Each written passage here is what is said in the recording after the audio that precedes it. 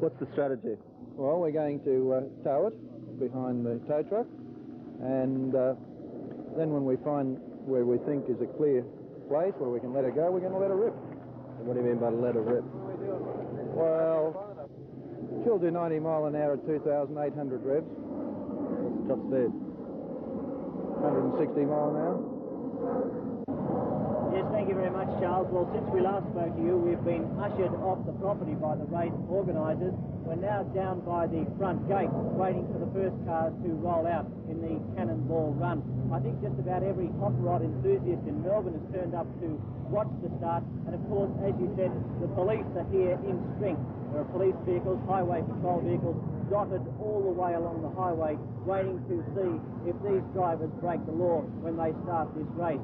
The 70 or so vehicles are due to leave at 3-minute intervals, so we expect the cars to be pouring out of here for the next 2 hours or so. We'll have more for you in the up to 8:30 update. The police out the front. Now, I've just been down there. The Chief Inspector is down there. Commissioner this and Commissioner that. Everybody's down there. Okay? We had a little conference and they've given us their word that there will be no roadworthies, no pulling over. They've been over the cars, they've had a look and they're quite happy. Yeah, they've had their best. They've had their look. They've had their best guys up here and they've given us the okay, and we've got our word. So Wayne is now. Wow, not that bad. 5, 4, 3, 2, 1. Good luck.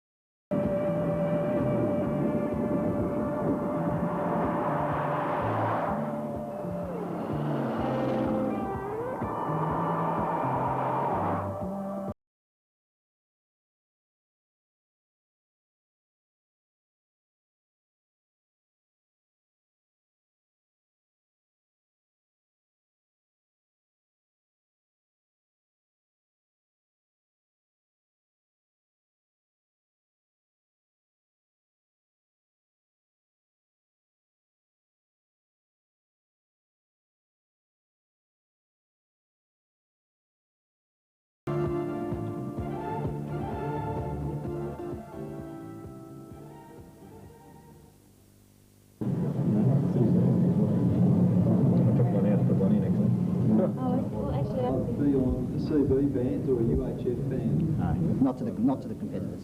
I beg your pardon? Not to the competitors. So what, we've got no contact with the airplane? No, Why not? because it's against the law.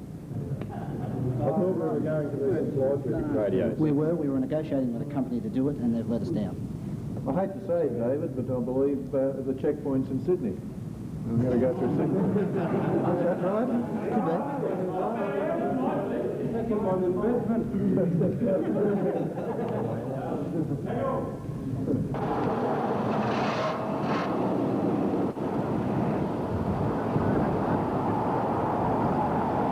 Yes, yes, fine.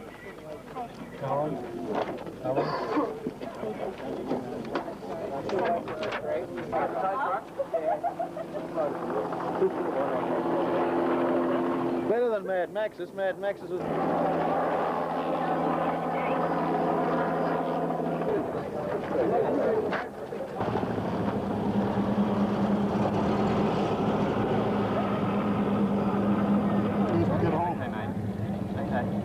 Okay, you've drawn number 2. Position? Was that a good position? Well, I think so. There's a bit of traffic on the highway, but we're going to drive slowly anyway. So it's not going to make any difference. So is it number 2 away first time? I hope so. I hope so. It looks very mild, but it's the right car for this sort of thing. Absolutely. Good luck.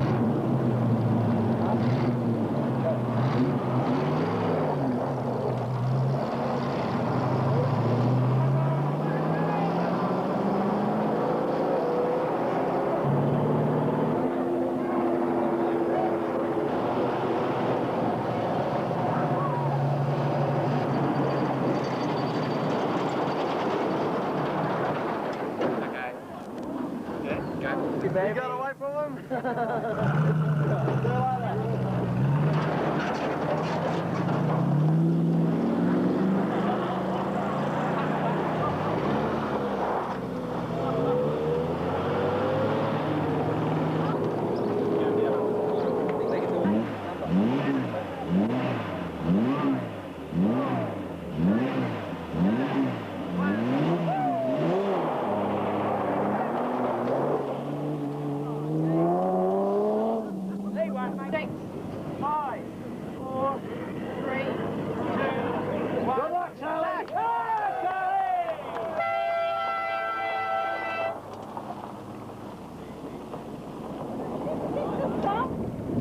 Well, as long as I get my last glimpse at the winning car. Whereabouts right at the gate, you want to sledge out? No, when you get to the road, guys. Right. You'll have to Well, some of stop. those guys you do now, Dave, we've always wanted our camera in it. Yeah. We've got the camera. We're laughing. We're doing well. You're all the way to I Perth? just hope that back is... How are you getting there? Walking?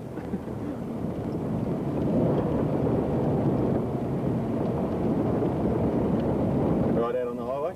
No, hang on. Just keep getting to some... All right, gentlemen, you're off the game, mate. Take it easy.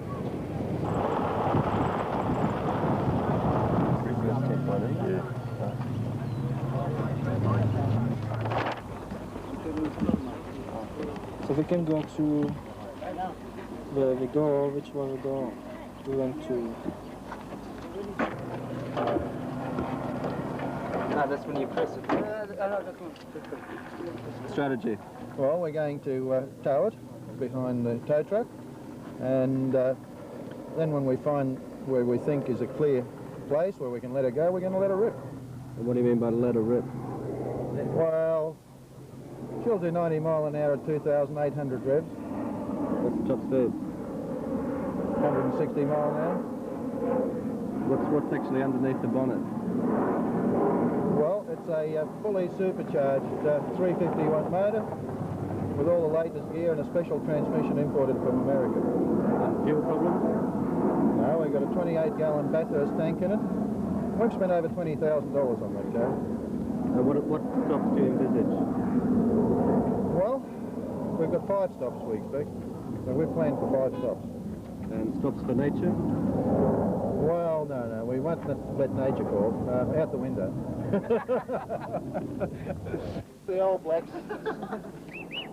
Steve over there, he did the body work, and K&D Engineering did the engine. And Lantier's going to look after a medical problem.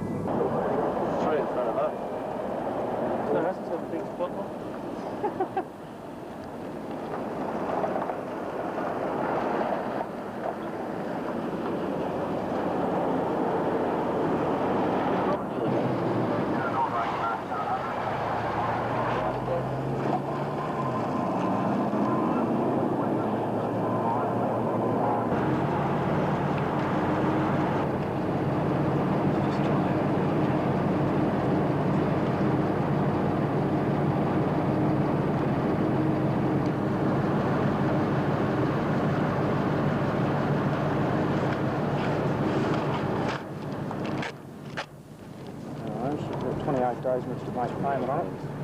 All you do is send a cheque or money off the office and charge the penalties off. Postage looks £9.69, £2 Melbourne. If it's fixed up within 28 days, that's all you ever hear of it. If you produce your licence at Greensboro within 7, that's it. If not, you can expect to go to court up here. Smile, Mick, you're on camera.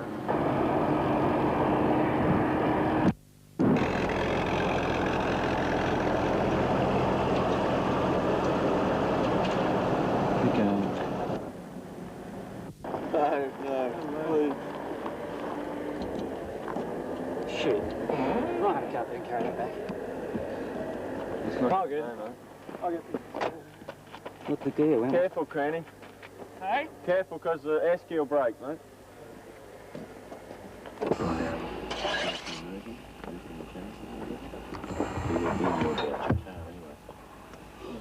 Done a couple of head gaskets. Both banks aren't firing properly. We're running on about 6 cylinders or so, and water runs out about every 100 k's, and now every 60 k's, and we can't get any more water. There's no water around here. None. None at all. No. So, That's it. Oh, fairly smooth so far, from what we can see from here. And the number of arrests so far? Well, at the checkpoint, none.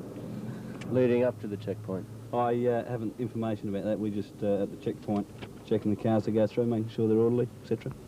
And no problems? No problems. Were you informed of the race beforehand? I didn't know much about the race beforehand. Didn't know much about it. Get your car out. The electric fuel pump stopped working, so we've been just getting to the places, nearly running out of fuel actually. So we've got here. How have you budgeted for your fuel? I think we're going pretty well. It's about 20 litres per 100 kilometres. That's what we're going on now. What sort of speeds are you sitting on? I think we're averaging just over 110 kilometres. And that's your intention for the rest of the trip? Yeah, that's right. We'll be there at the finish. So far, up to this point, but they're very happy at the moment. What seems to be the problem? One certain policeman in this town that is very against the event happening, and he's made it a bit hard for everybody around the place, particularly the competitors and me. And the first car through, was he pleased? Seemed to be quite pleased. They're in a hell of a hurry. They were very early. Where they got their time from, I don't know. How they made it up, I wouldn't have a clue. But they're going quite well. And what's been the major problem? Anyone out of the race so far? Only one we've heard of. He's sitting in the bushes about 20 k's out with a blown head gasket. That's about all we know that's a problem at the moment.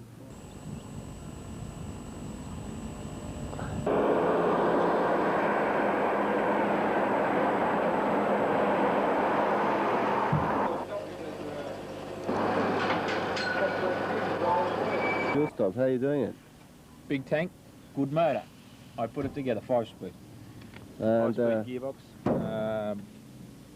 That's it. Ran it in coming down from Sydney and still running it. having any problems at all? Using a little bit of water. Why is that? Other than that, I don't know. I took the heads off it the day before we left. I don't know. It's running all right, running cool, running sweet. Only 2 drivers, you're getting tired? Off and on. It's there. What tactics do you plan from here on in? Just drive it and don't stop. What happened to the cow that nearly hit? What happened to the what? No cow. Oh, what happened to the car? There was a couple of cows on the road just out of Berry. No, it's probably a little bit further down from Berry. Just wandering around, minding my own business. Plus we've been running with a crook alternator. So it's not running on high beam, which makes it a little bit harder too. But she's getting there.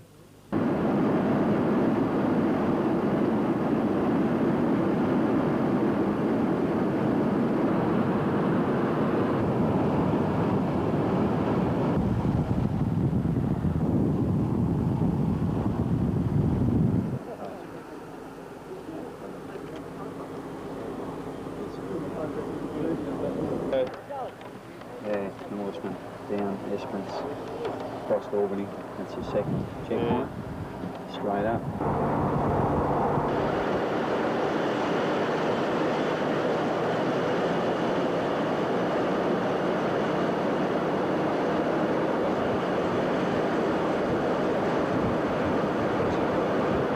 Okay, I believe you had a small problem today. Yes, coming this way from Perth, and one of these racing cars just about wiped me out.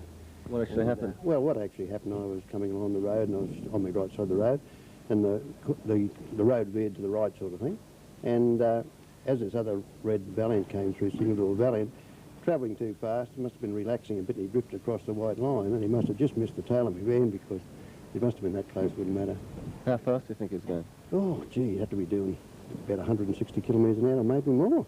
Do you agree with this style of race? No, not when there's people on the road to, well, not only myself, I'm old, wouldn't happen if anything happened to me, but there's young kids and everything, cars coming from. All right, if it's well rehearsed and that sort of thing, maybe close the road for, well, a day, give them a day off the road and ask people to stay off the road just for that one day or something. But it happens in other countries, I suppose, so what can we do about it?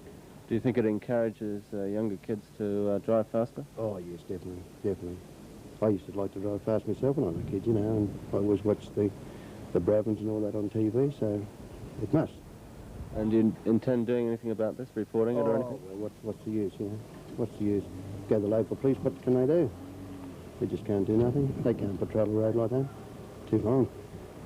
Now, have you ever seen this sort of race across the Nullarbor? No, not before, no. And do you agree with this type of race? Oh, yes, I suppose in some ways, you know, it's something different, and you know, it's something that wouldn't want to be done all the time, but you know, just for a bit of a lark, it's not so bad. Did you come across any of the drivers? Oh, only as they were passing me. Yeah. And I believe there's a story that you had to check out your window. Yeah, they were moving along a bit. I'm supposed to make sure that I was still going, and we're both going in the same direction. Yeah, I'd say, you know, would have been doing about 100 when they went past me. That's miles an hour. Yeah. And so you think that the race itself is okay?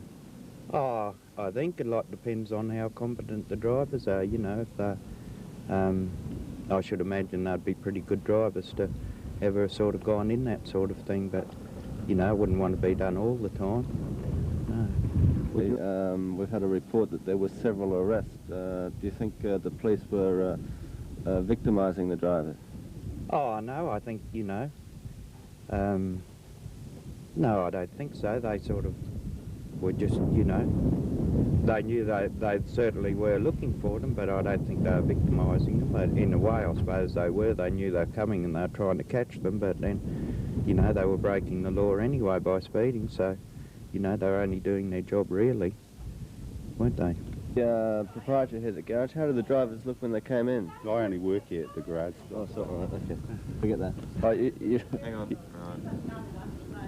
work here at the garage then.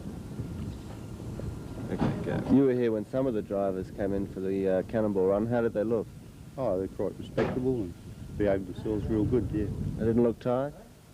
No, they looked quite fit actually. They were jovial, laughing and carrying on. Thought it was quite good. Now, do you think this type of run should be allowed? Not really, unless it's organised, because it's a danger to the other drivers on the road. I think if anything's going to be done like this, it should be organised and traffic warned about it. Because, you know, when there's speeding like that, you know, the police can't be everywhere to watch it. They do a good job along our highway here, and when something like that happens, well, they can't be in every spot at once to police it. No, I think if they're going to do it, why not organise it? It's about all I can say better. Now, do you think the police victimised some of the drivers? No, they're only carrying out their job as a policeman and traffic light. Jill, we're in pursuit of some of the fastest drivers in Australia. They're chasing a $10,000 prize to get to Perth first. What inspires you to travel around Australia?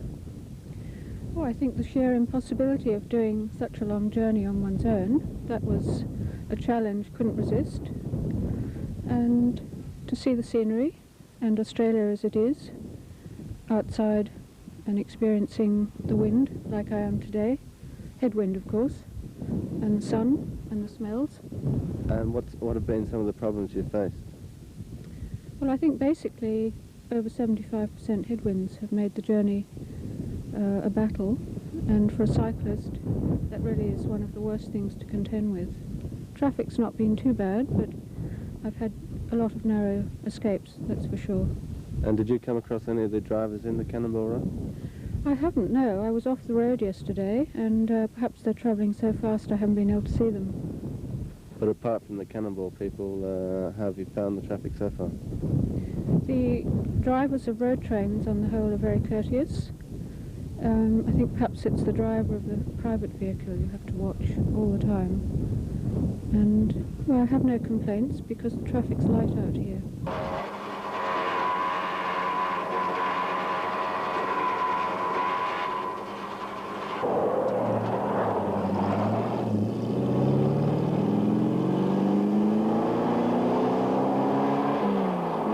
How do you feel about a race of this type? Well, I can't see any problems. There'd be more of it, as long as it's organised. And did you see many of the drivers on the road? I'd have passed quite a few coming down yesterday from Perth anyway.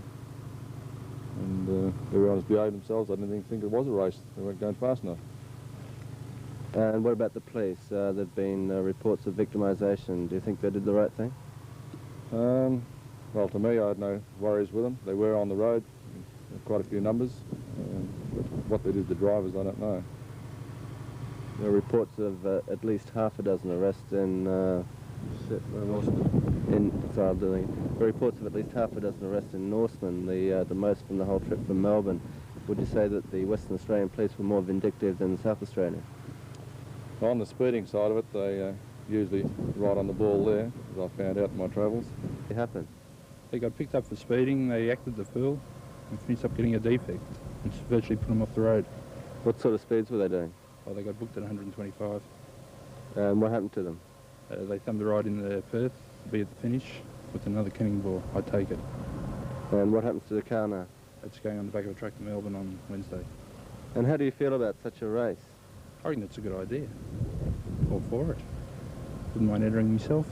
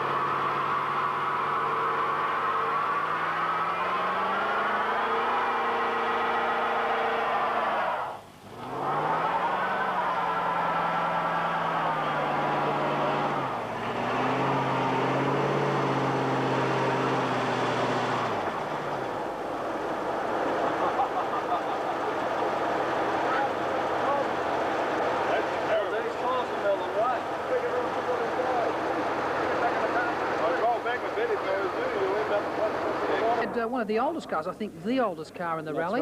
That's right. What car was it? It was a Porsche, but what year? It was a 62 model, Super 90 Porsche, which belonged to my friend here, who was driving with me.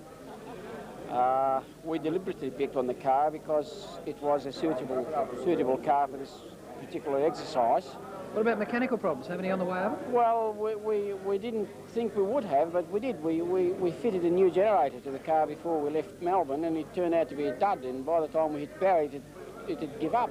What particular route did you take? Because everybody was able to choose their own shortest route, but they had to pass through 2 checkpoints before getting to Perth, didn't they? We did, yes. My mate was doing the navigating, and I was doing the driving, so don't ask me where we went, because I only drove and he told me where to go. So we did pick on a couple of different routes, which did save us a bit of time. We took a route parallel to the Calder Highway, which is a wheat farm route, a fairly straight, no cars whatsoever. We really hit peak, say 120 mile an hour through there. That fast? Well, speaking of speeds like that, I mean... Wait a minute. You weren't driving, were you? I wasn't driving the car. What about, did you get pulled up at all across the trip? No, well, yes, we did. We did get pulled up. But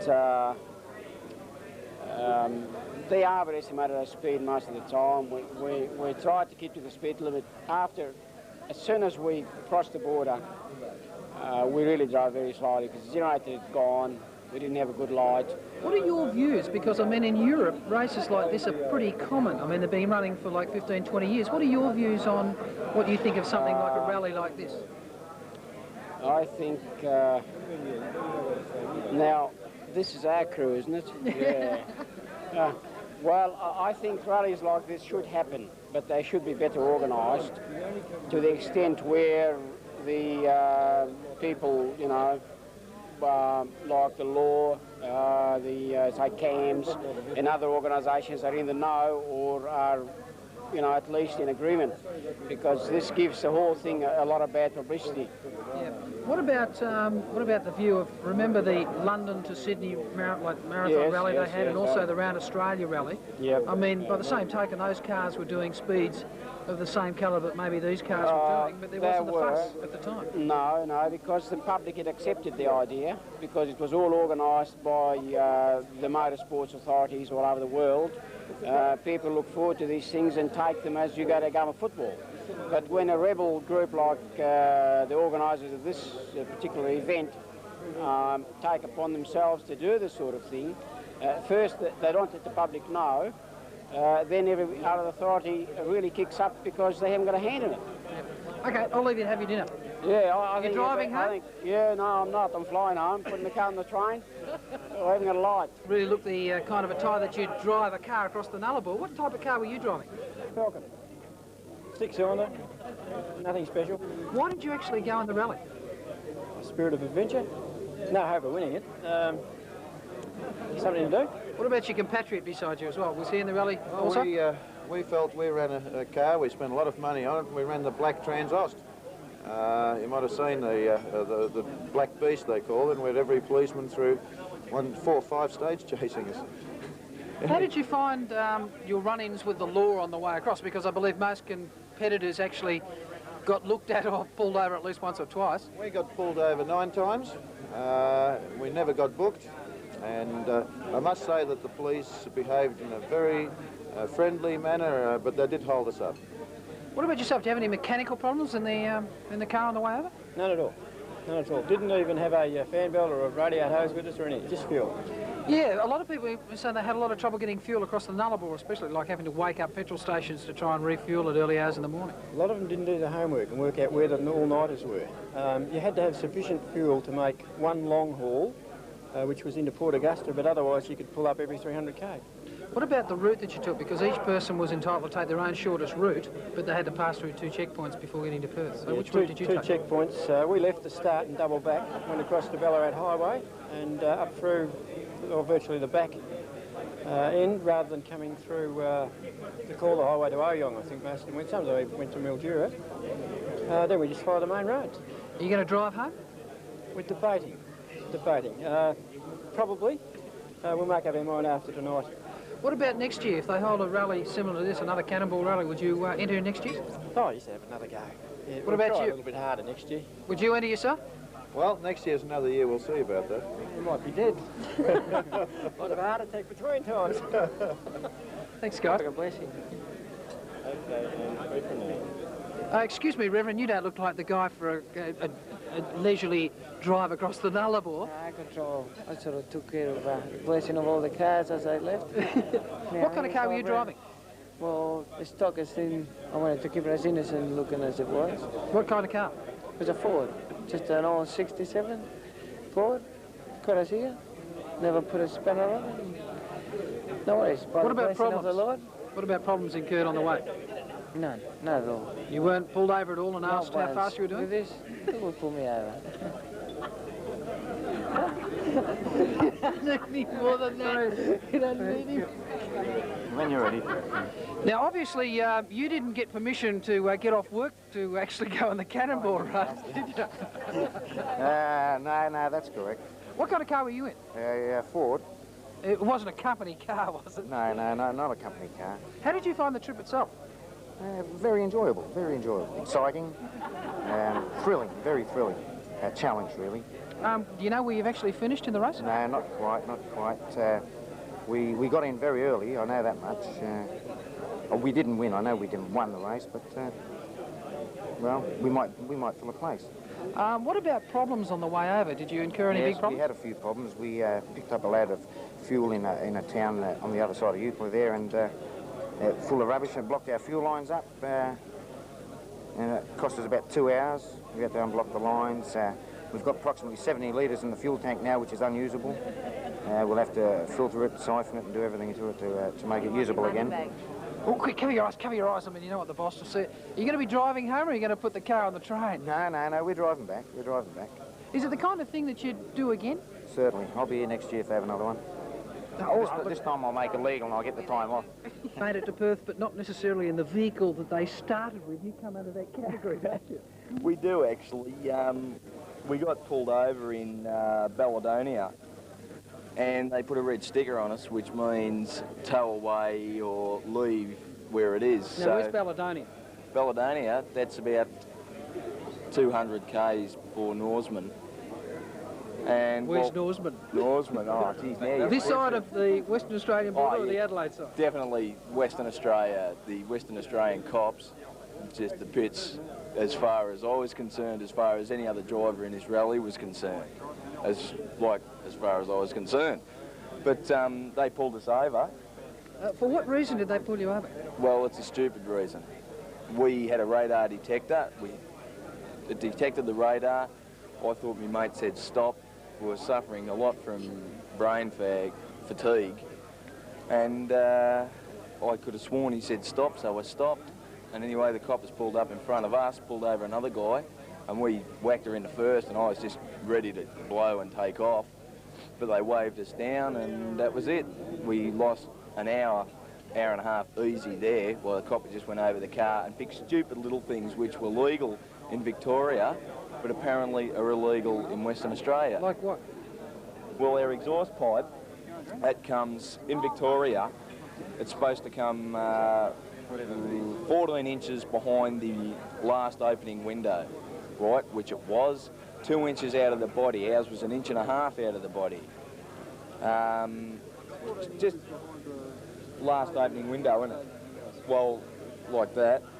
So trivial things? Yeah, it's just like we bought tyres 5 days before we left, fitted them, had them aligned, had them balanced, everything, and he told us we bought racing slicks and carved our own tread in them.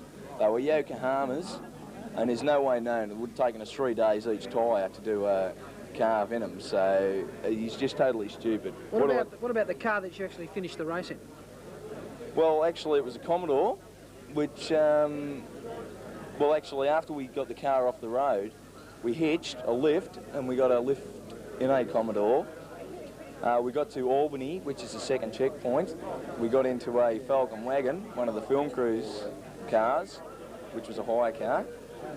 And when we got to the finish at Fremantle, the organiser told us to jump into this Commodore, so we jumped into it and went back to the motel, and Here just you had are. a beer.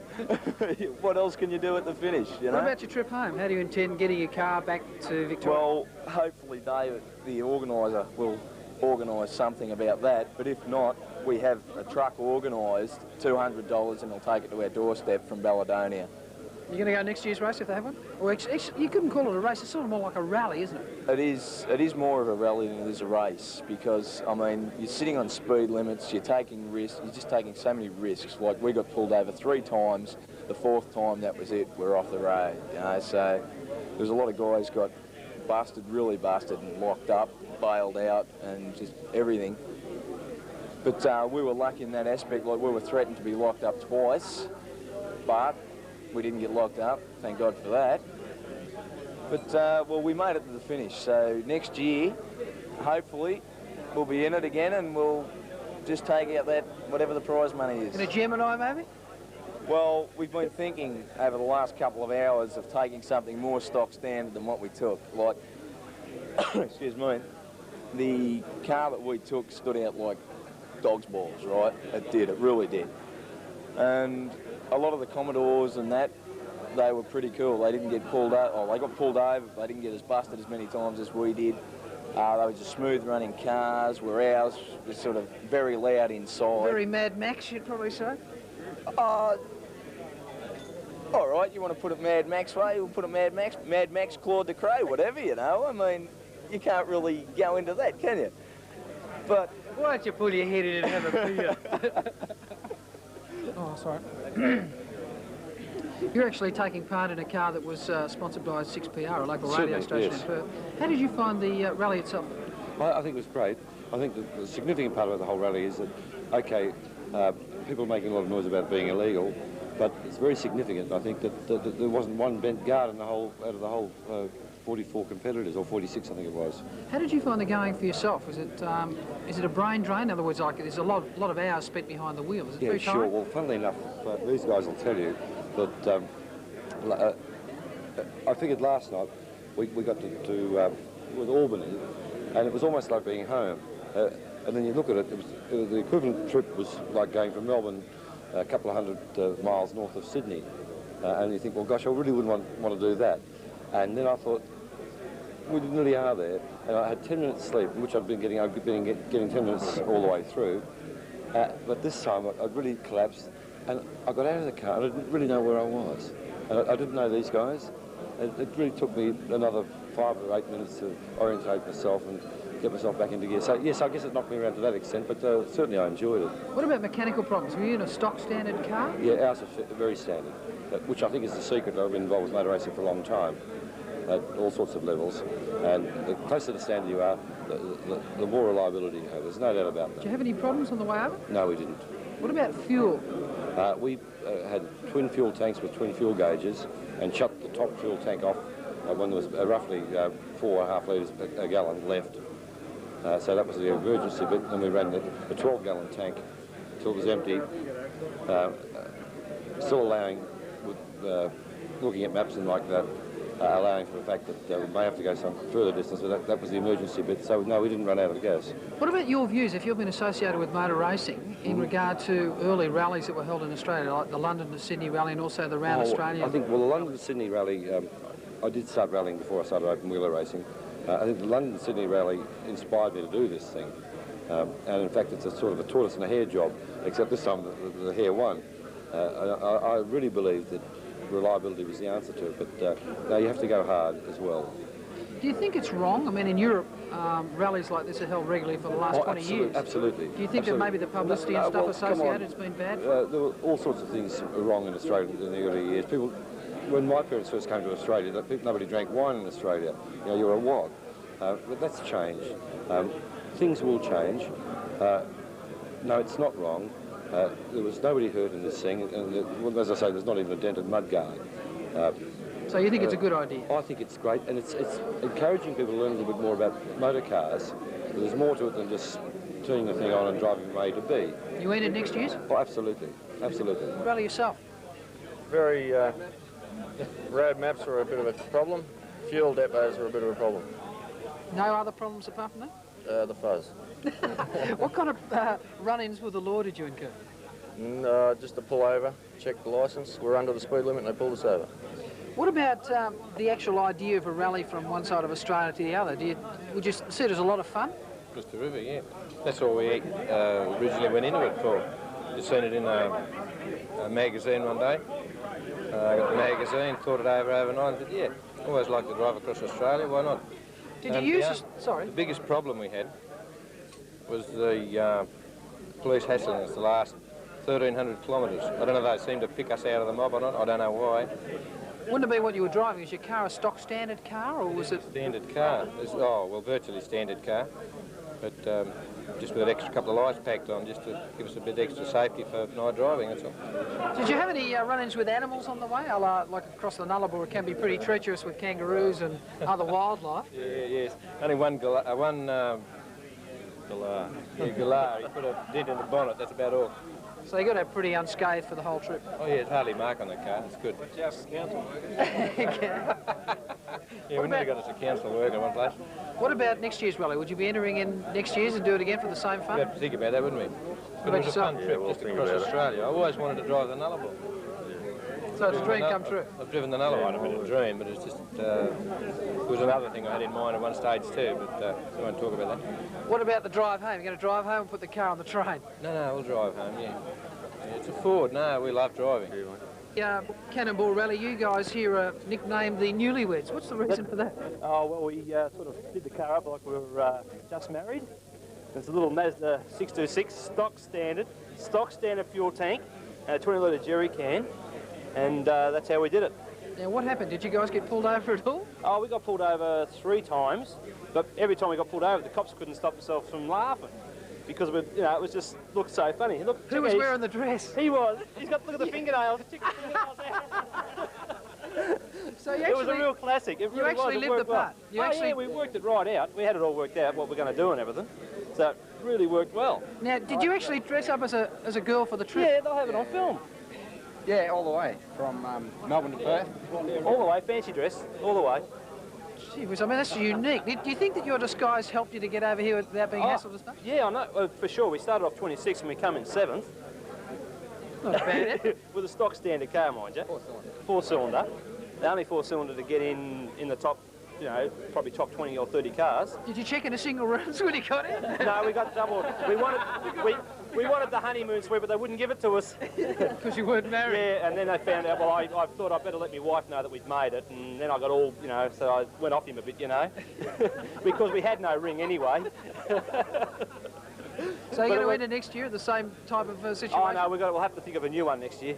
Get divorced, Yeah, get divorced. Yeah, that'll do. Yeah. Excuse me, as members of the media, in your opinion, what do you think of the media's coverage of the Cannonball Rally? Well, it's a bit hard to cover something like this when not being able to speak to anyone or to find out what's going on. Perhaps you'd be able to tell me something. Well, I'm not. I'm only here talking to find out what's going on myself, you see. Right. Like, okay, what about in reference to the local police force? Have you been able to get any information from them? Well, apparently the police didn't know it was happening, which conflicts to what the organisers say, because they said they've liaised with all the police forces throughout Australia. I mean, could you explain, it's very hard to explain the number of police cars at certain designated areas along a well-known route of the rally and have the police turn around and say that they didn't know it was on? Well, that's what they're telling us. They didn't get any official explanation or official information on what was happening. So I guess they must have known. Now with the good news, what we're going to do now is basically just go into the winning team. We'll tell you who won. We'll get that out of the way, and for the rest of the night we'll just sort of hand out prizes to the individual teams. I'd like to congratulate and welcome Charlie Kovac and Leonard J. Walsh.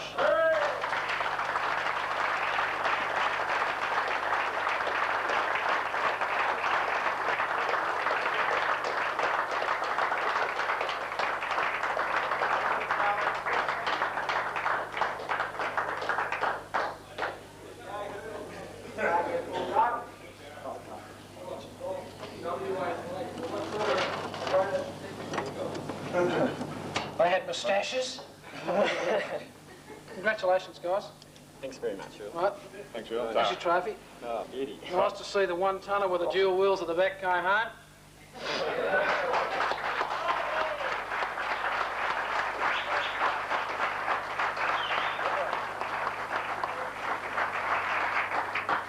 speech for the winners, of course. We've got to have a speech, don't we, Les? What about the... Not really. Oh, the check? No, I've got it on good authority. Get shells. No, no, mate. Which company do you want? They're all running out. Oh, here it comes. Here's the check. Legit. Oh, it's one of them open flank ones. How handy. There we go. Oh, mate, it's made out for the correct amount. Gee, that's nearly as much as what I would have liked to have made on the Skype. Oh. Missed that again. Didn't have to drive to Perth, though. You've done it easy. Just a few quick words, if you don't mind. First of all, I'd like to congratulate the organisers of the Cannonball Run. I'll give them 10 out of 10 for the effort they put together. It wouldn't be an easy job. They met with a lot of flack, as did the competitors. But they didn't fall under the pressure and they persisted on. And we had a run. I'd like to congratulate the other competitors who, without their help, we wouldn't have a run at all. Unfortunately, due to the wrath of the WA police, I feel sorry for the people who did incur some heavy penalties, be it the night in the lockup or heavy fines or a lot of inconvenience. Whether we are in a Cannonball Run or whether we drive from the hometown to see our neighbours or visitors, if you exceed the speed limit, I feel that if you get knocked off, well, so be it. Now, this run shouldn't be any different in circumstances to going down the road to see your neighbour. If you happen to exceed the speed limit, you get knocked off, so be it. What we can say for this run is that, as it was previously advertised, death race, police condemn, yah, yah, and rah. Nobody got hurt, nothing got damaged. All cars that entered, all people that entered, came back undamaged, unscathed, a little weary after all the hours of driving, and all the brief encounters with the law. And I better hurry up. But have you got a partnership agreement? Equal time. Yeah, well, I'm sorry, I'm raving on. Yeah, well, thanks to people who put it on, thanks to the competitors, and I was just one of the lucky ones. And believe me, that's a major part of this run. It's just damn luck. A lot of people were in the wrong place at the wrong time, a lot of people in the right place at the right time. And we just happened to be in the right place at the right time, I think. Thank you.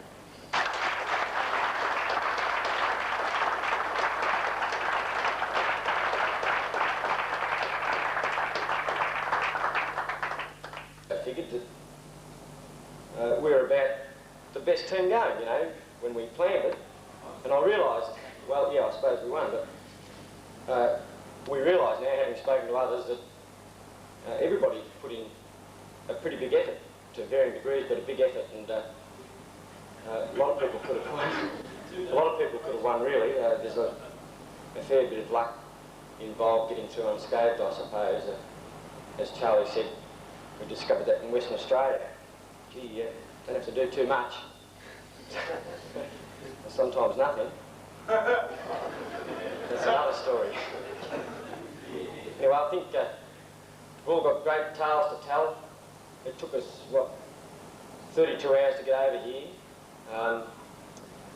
with a couple of hours for stops in a couple of places for one reason or another, and lots and lots of hassling and delaying tactics applied to us, as I know it was done to just about everybody as well. So, yeah, a million stories to tell. I hope it continues. We'll defend next year. Is that out of order? Well, so that's the way it's going to be. Yeah, we'll defend next year, so see you all again. But,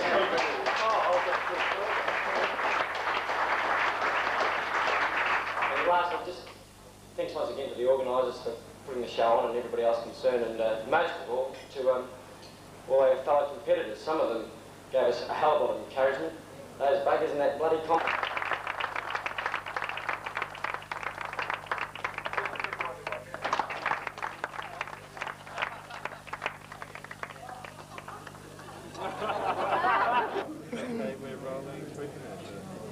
Okay, there's got to be a winner of the event, and you guys are it. What do you think you put down your success to winning the Cannonball Run?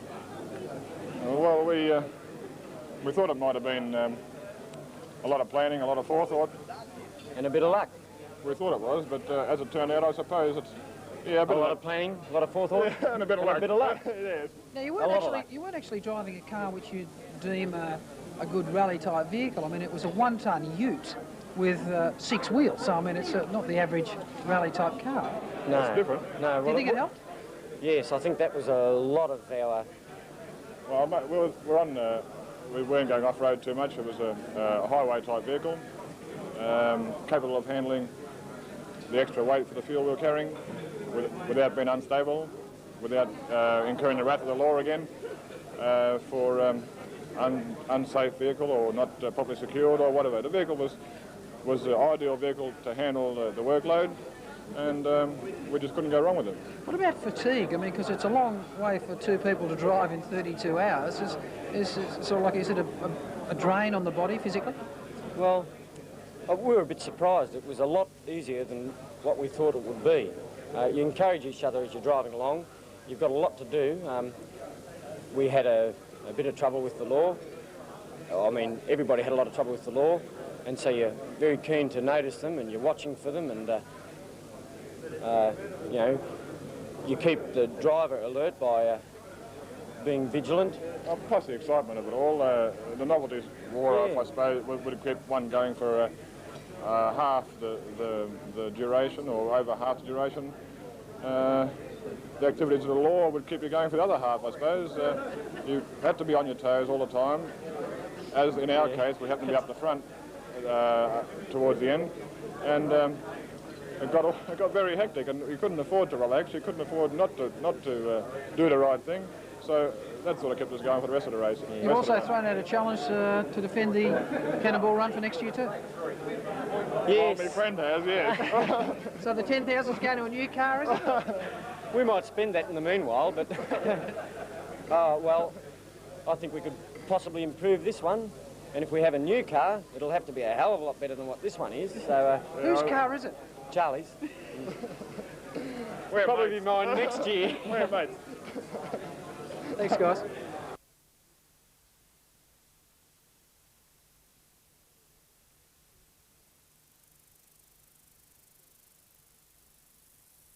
Seemed as if Himmler's dream might come true.